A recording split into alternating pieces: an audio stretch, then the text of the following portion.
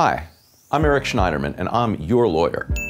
Technically, I'm the Attorney General of New York. But if you don't happen to live in New York, there's an Attorney General in every state. Remember the un-American, unconstitutional, anti-Muslim travel ban Donald Trump tried to push just a week after his inauguration? It was a coalition of state attorneys general who sued to successfully bring that down. The lawsuit preventing Trump from withholding federal funds from sanctuary cities, that was filed by San Francisco's city attorney and Santa Clara's county attorney. And as Trump's minions worked every angle to end federal funding for women's reproductive health care, I introduced state legislation to ensure cost-free coverage in New York, no matter what happens in Washington. These actions were all taken by elected officials. All of these crucial battles were won because voters chose progressive champions to represent them. But at a time when we need even more progressives in office, turnout for state and local elections is historically and shamefully low. In most major cities, fewer than 15% of voters turn out to cast a ballot for mayor. We want to beat Trump's agenda. This has to change. Progressives need to show up at the polls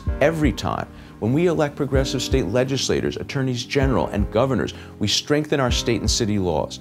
That's how we stop them from turning the clock back on progress, and it's how we reclaim our power on a federal level as well. You're probably familiar with the name Scott Pruitt. He's the climate change denier Donald Trump chose to head up the Environmental Protection Agency. Now, no one thought this guy, of all people, was going to be responsible for determining our country's energy policy and, by extension, the fate of our planet.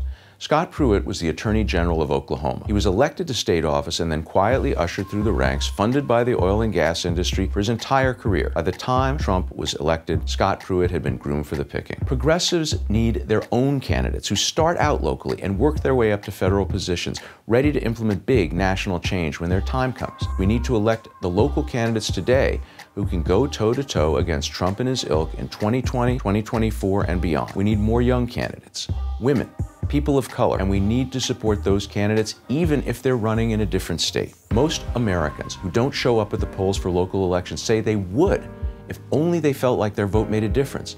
Well, I hope that in these few minutes I've been able to convince you that your vote is the difference. It's the only thing standing between us and a world where Donald Trump and the GOP keeps their hold on all three branches of the federal government. So please, think again about local elections. Make it your business to vote in every single one.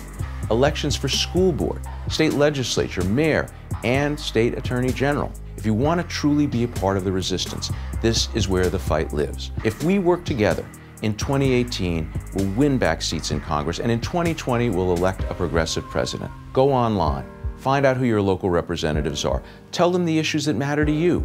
Remember, when they go low, we go local, because the resistance is local.